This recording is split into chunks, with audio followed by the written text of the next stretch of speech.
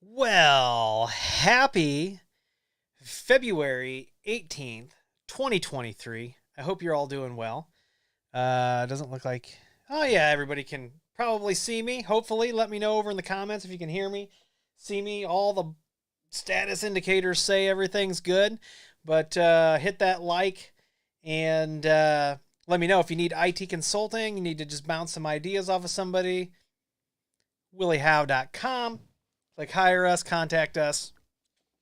And if you're interested in our GrandStream Certified Professional Training, just know that Q2 will be announcing dates and locations for that. And just trying to get everything kind of going. You're going to see our first paid mini course hit the website, so there'll be a video about that. So let's go on over to the comments. Good morning, CH. James Ridgway, good morning. JH, Blaine, Gina, T Century, Jordan, good morning. Good morning, everyone. 17 people watching, only 3 likes. Make sure you hit that thumbs up. Tony with Quick Tech is in the house. Tony with Quick Tech is in the house. Good morning, Tony. Tony and I... Hey, Jeff. Jeff King says, I've tried to call you, but I've not heard back from you. So, Jeff, if you left a voicemail on my desk phone, which is right here, the message should tell you that the voicemail is not always regularly monitored because I'm not always in my home office. So you should go to our website and fill out the contact form. So whether I respond or one of the other two fellas responds, somebody responds to all of those contact forms, but sometimes it takes me a few days to get to the voicemail. So thanks for bringing that up, but go ahead and fill that out and we'll get back with you on that. Good morning, Gibby, Sean, Michael, Julio, Michael. I think I said Michael. I'm not sure. I'm going to try to pronounce your name, and I'm not sure if I'm going to totally screw it up. So, owner. So, JH says that he's going to do Forta voice training. I'm just kidding. Like if we were asked to consult on a Forta voice, we go ahead and tear it out and put a GrandStream in. I'm just kidding. We would troubleshoot it. You know, a lot of times people have an investment in hardware and they're kind of stuck. So we wouldn't necessarily recommend pulling it out right away. And if it's voice over IP, we can work on it, right? That's what you're going to find out in this field, right? There's people that can do YouTube videos and can follow, wizards and stuff like that. And sure, they can get you to deploy a system. But then when the system breaks or doesn't work correctly, that's where you're going to notice a difference between us and a lot of other companies, because we actually know how to troubleshoot voice. We have the tools, the skill set, the experience, and troubleshooting is definitely what is going to separate the wheat from the chaff, the men from the mice, so to speak. And we just had this conversation with a customer yesterday who was having a fax problem and was pinging him last night. And I checked everything, had James hop in. James is like, it's correct, but there's this checkbox. We're going to uncheck this checkbox that would normally be checked after he did some troubleshooting. And so between the two of us last night, we were able to figure that out, and the customer is now faxing, right? So it just, I'm telling you, go ahead and I get a lot of emails, and I'm not tooting our whistle, and I'm not saying that, we're end all be all, but I will tell you that we get a lot of people, especially on the GrandStream side, that don't start with us, but they started with another vendor on YouTube. And then that vendor can't troubleshoot. Things are set up incorrectly. And we end up fixing a lot of problems. We are fixing a lot of GrandStream problems. We've been fixing a lot of Unify problems lately too, where people have been following videos online and then it just falls apart. So the troubleshooting, there's a saying, and it's really especially true for what we do. If you think it's expensive to hire a professional, wait until you hire an amateur, right? So we are definitely battle-tested pros over here. So And we've been giving away a lot of time, right? I will tell you that we didn't used to charge for scoping. We now charge for scoping projects. And if people don't like that, that's fine. They can go elsewhere. But what we found is, people are bouncing around from vendor to vendor. They're going with, we have a base price setup for voice over IP systems, and that gets you up to 12 phones, 12 handsets. We have a very particular methodology that we have developed over the years to ensure that these things go smoothly. We also have a network readiness assessment, and that's a must, right? If your network doesn't meet minimum specs, we'll no longer deploy voice for you as the vendor. You can find somebody else, and then we can fix it when it gets messed up. The other thing that we do, and that I'm developing right now, is that if we are in on a big project, if we're not in at a certain point, we're going to tap out. We're not going to do the projects, because what has happened over the last few years, especially in IT, is everybody's become an IT person, right? The pandemic forced a lot of people into these roles that they're way better at other things, right? This is what we do: technology planning, technology deployment, technology troubleshooting. And people have been thrust into positions where their skill set is very limited. And so there's going to come a point this year where we're going to pull the lever. And if we're not in on the project planning at a certain point, we also will tap out, and you can go find another vendor who will do it at an hourly rate, really inexpensively. And then you can come back to us.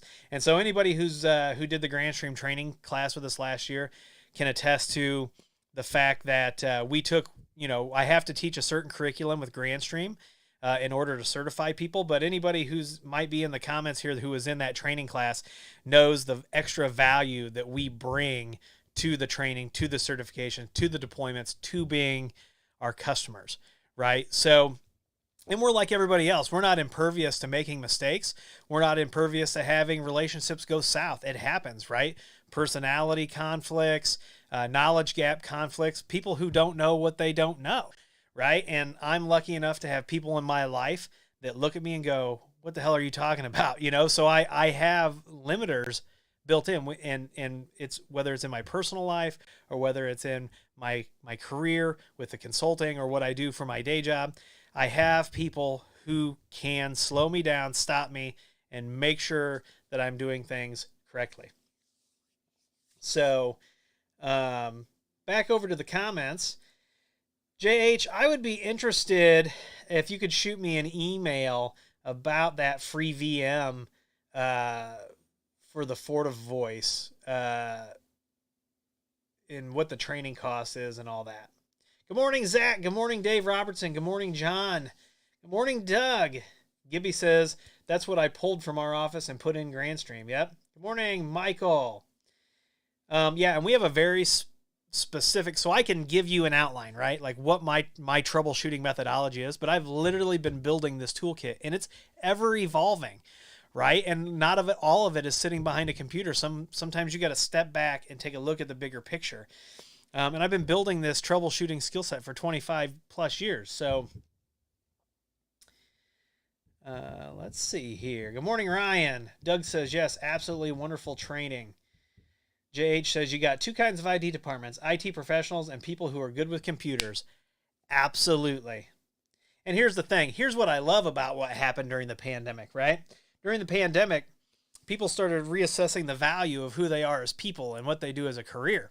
And people were like, you know what? I can do this. And some of them, I would say the majority probably dove head in and made a lot of traction, but you still got people who don't have that set of people skills to be able to do that, right? We used to call them soft skills. I think people skills are more, it's more fitting. But some people just can't do that, and they continue to struggle, and they don't know when to tap out or when to ask for help, or they see asking for help as a sign of weakness. But when we recognize when we don't know what we don't know, or when we recognize what we don't know and we can reach out for help in the appropriate areas, it makes us better as a team. It really does. And that's, it's for me, I like that, to surround myself with super smart people, right? So, as an example, right, if somebody reached out to me about a TrueNAS system at scale, so we're just getting into TrueNAS right now, I would punch over to Tom over at Lawrence Systems, because Tom is the dude. He's the guy when it comes to TrueNAS, right? And we will, we'll do some certain troubleshooting, but we get in, we're like, you know what? You got to call Lawrence Systems. And I know, like for GrandStream, for example, Tom refers people over to us for GrandStream. Could he do it? Yeah. But he doesn't have the expertise that we have in the area. So it's good to have those relationships, those connections. Dave Robertson says, great training with lots of added value. That's awesome. I appreciate that. Like I said, we're going to also do their network training this year. Let's see here. JH says, my last Fortinet deployment cost was right at $900K. So those of you who see JH in the comments week after week, JH is not your typical IT person. JH manages data centers across the United States and does things at scale, right? And JH, just to show just a little bit more about the scale that you deal with, can you put in the comments how much your VMware licensing costs? You're talking about, I have to make decisions over $10,000, $15,000, $20,000 worth of VMware licensing. Wait till you see what he puts in the comments. Gibby says, I have been in tech for over 25 years. It's all about the troubleshooting. You can configure all you want, but how do you fix it when it breaks? This goes for all tech, including dev. Yeah, and that's the thing, right? So, like, a lot of people like to start dabbling. They like to start tinkering. And then they get that adrenaline dump from making something work, and then they stop, right? And then they're like, I can do this. You can, but how do you fix it when it breaks? And that's the awesome part about having a lab, is we can purposefully break things and try to set them up. So I'll come back. Hey, good morning, Alonzo. I'll come back to the comments here in just a minute. But if you followed my Synology Security Advisor video that I put out last week, the last scan was 3 days ago, and I have an update for DSM. So when I come over here, go to control panel, I love that about the security advisors. When you click on it, it takes you automatically where you need to go to fix it. That's how it should be. But we can see that it's a DSM 7.1.1-42962 update 4 is available. So what do the release notes say? So this has been out since the 6th of February, 2023. And it says it may not notify you of this because of the following reasons. Your DSM is working fine without having to update. The system evaluates services, statuses, and settings. So they are now releasing these fixes where your system may not need it. So it looks like what it needed, and I'm running Synology drives. I don't know if any of these are the ones, but there is a hard drive firmware update. There's also added support for E10G22-T1 Mini with an alternative source of hardware components. So they must have switched manufacturing or something like that. And then added support for SSD cache on the HD 6500, and then fixed this high availability cluster issue. So I am going to go ahead and download that.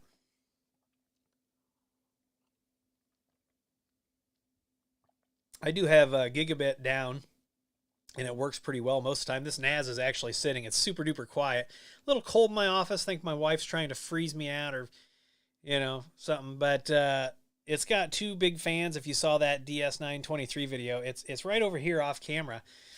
And let's go ahead and hit update now. The installation may take between 10 and 20 seconds. Yep.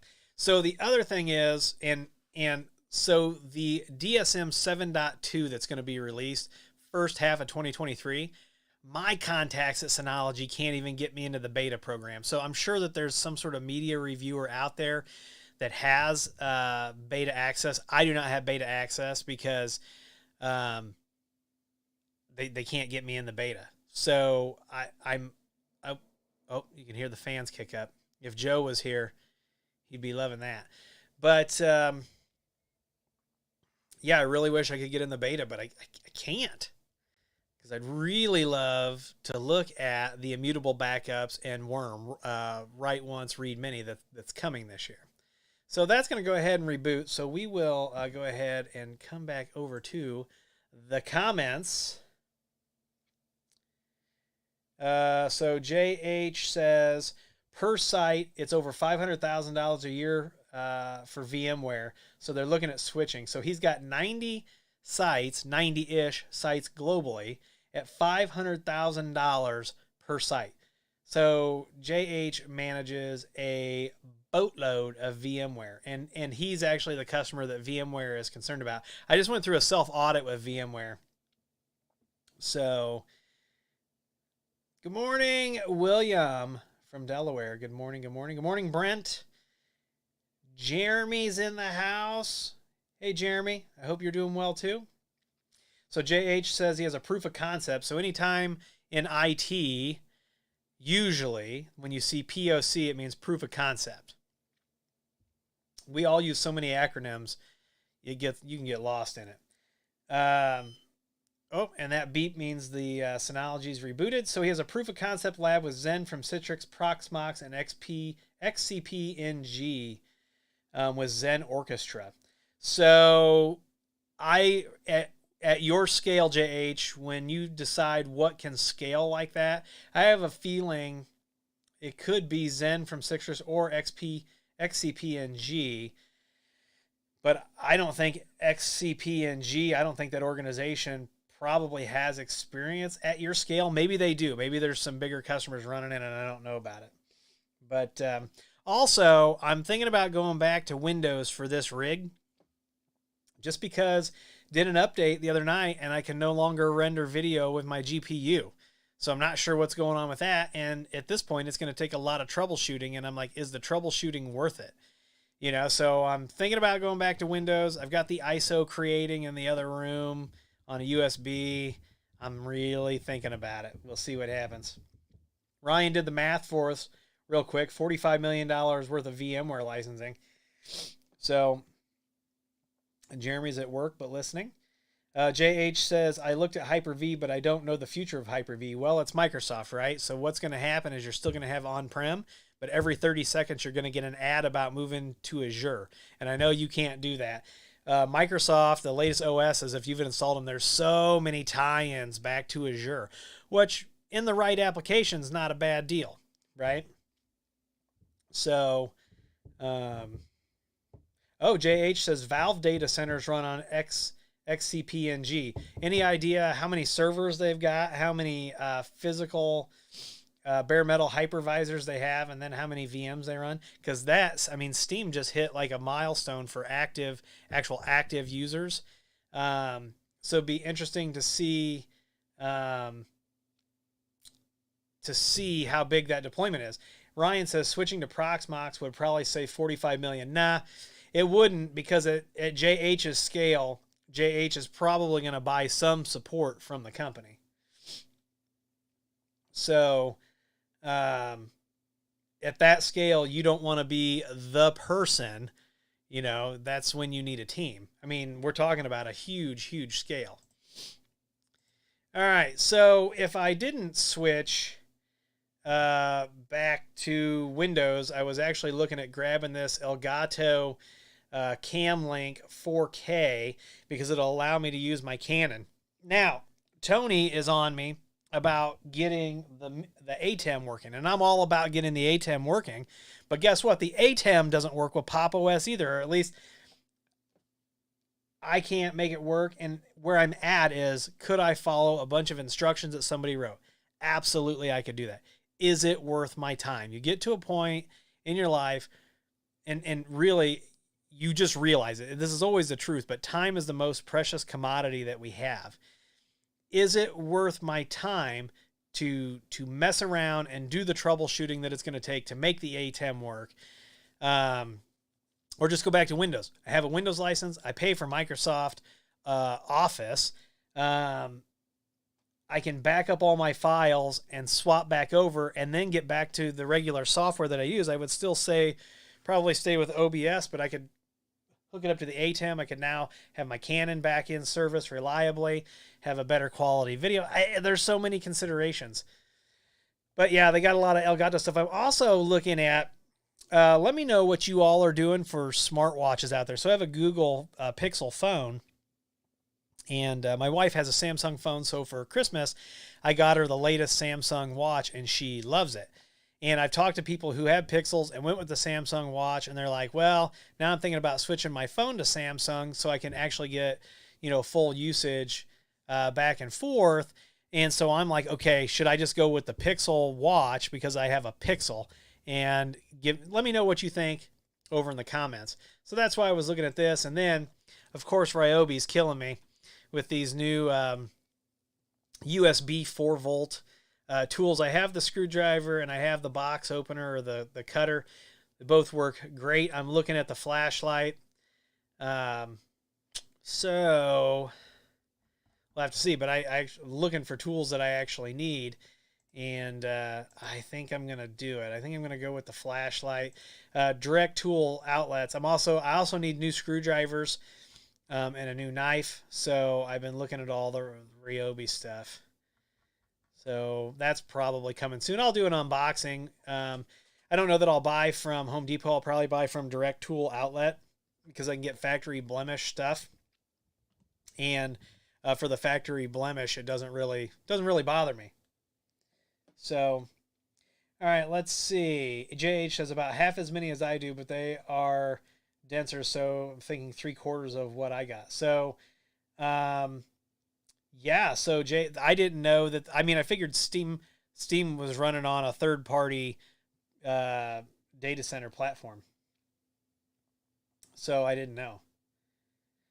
Michael Cooper says, in my humble opinion, it would be more of a headache to migrate to Proxmox at this point. You would have to build it up from scratch in order to get the benefits you're aiming for. So here's the other thing that JH is going to have to take into consideration, and I'm sure he's testing this in his lab, is that there used to be a VMware converter tool. You can find it still out there or whatever, but now you have to take your VMs from VMware and you have to export them in, so that they're usable in another hypervisor, right? So, I would, small scale, right? I am decommissioning some VMware servers, and we went to another version of VMware. I'm kind of in this same conundrum, but I am probably going to go to XCP-NG for the deployment, just because Zen Orchestra allows some of these things. But I have a small enough number of VMs that I can easily, in a weekend, just use CloneZilla and, create images and then, re-import those into a VM. So, let's see. And that's what William Torelli says. Yeah, migration effort could be difficult with 90 locations. JH says, I may end up with 2 different hypervisors, one for the air-gap networks and one for production. Yeah. And Tony just reaffirmed that the ATEM software is only available for Mac and Windows. Yeah, and so there's a lot of times that you can take a device where the software is only for Mac or Windows, and you can plug it into a Linux machine, and it'll work. Not the case with the ATEM. You can do this hacky workaround to make the Canon work, but the quality is garbage. The image quality is absolutely garbage. But I was really disheartened when I went to record my last video, and I didn't have the option to render anymore with my GPU, and I'm just like, what is going on here? So I'm really leaning on going back to Windows. So we'll see. I own, licenses for Malwarebytes and all those things. So it's really just backing up what I've got on here as far as like my OBS settings and any files and things like that. and plus trying to do anything. There's some business challenges that I found with signing PDFs and things like that. So we'll see what happens. Ryan says it's a tool that's going to get blemished on first use. Probably. JH says, I use the disk to VHD tool from Microsoft, and it works the best to treat it like a bare metal machine. Okay. William says, I architected a worldwide 30 DC consolidation to 3 mega DCs 3 years ago. Oh, it took, or did it take 3 years? William, is that what you mean? Aztec2 says, have you made a video on C2 Identity yet? Looking for a cloud-based Active Directory replacement for small biz. Not yet, but the videos are coming. So Synology C2 Identity definitely has a place, and I'm actually working with Doug. And you want to know the weirdest part about Synology C2 Identity? If you're using Synology's Active Directory, it doesn't work. So I know, it's not supported. Their own Synology directory server is not supported for C2 Identity. But Active Directory is, and you can have edge servers, and there's huge advantage. You get 250 free users. So yes, the C2 Identity videos are coming.